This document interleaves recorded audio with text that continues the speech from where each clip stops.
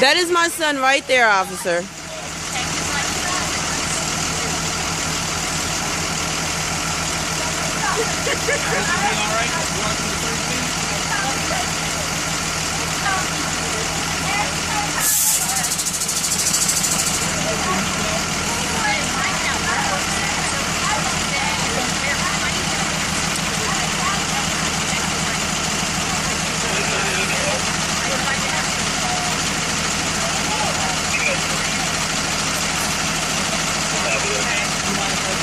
Go in the house. Go in the house.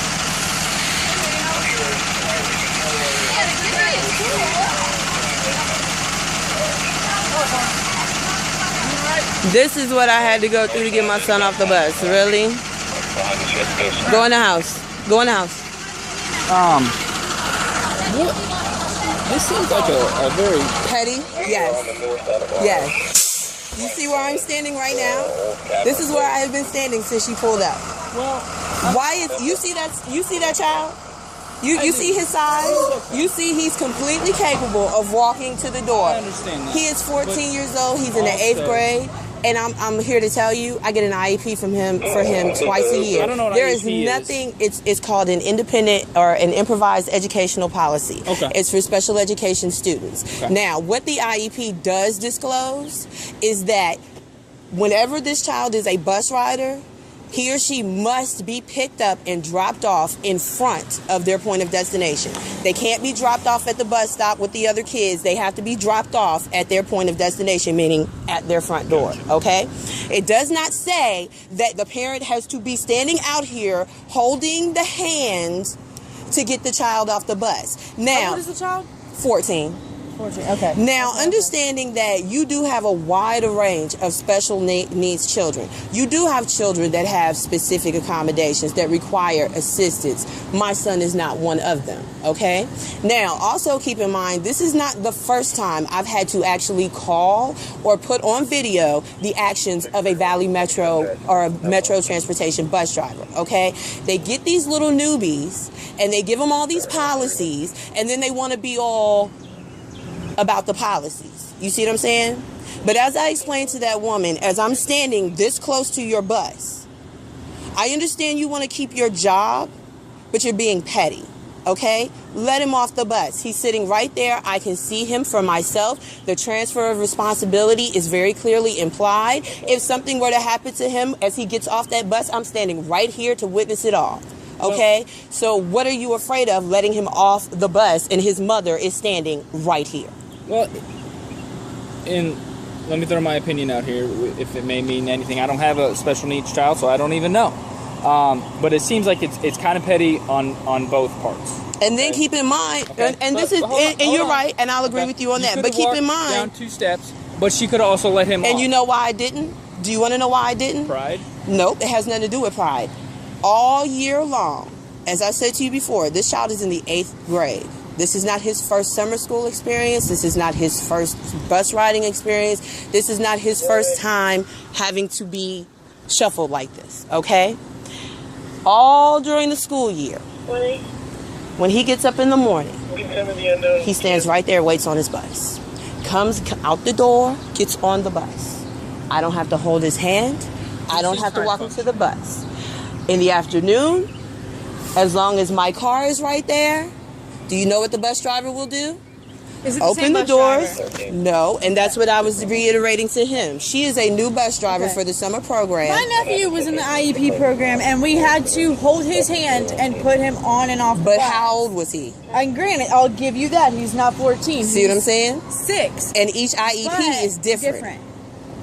But she may not know that, okay? And I tried to explain that to her yesterday. You see what I'm saying? This happened yesterday But too. she's probably not going to go talk to the school. You're But gonna I have to am. go talk I to am. them. Okay. And trust That's how me. you gotta handle it. And look, trust me. Like I said, this is not the first time that I've put one of their bus drivers on camera. This is not the first time that they've had to listen to my mouth. This is not the first time they've had to hear this complaint from me. And once I do call the school, and once I do call Mr. Crawford, and I talk to Miss Sullivan, guess what? She's gonna pull up. She's gonna open the the door and she's going to let him off the bus. Okay. But out of pride, she held my son on that bus, trying to make me do what she wanted me to do, when I told her this is not necessary. I'm literally standing right in this spot where I am now. Flat out.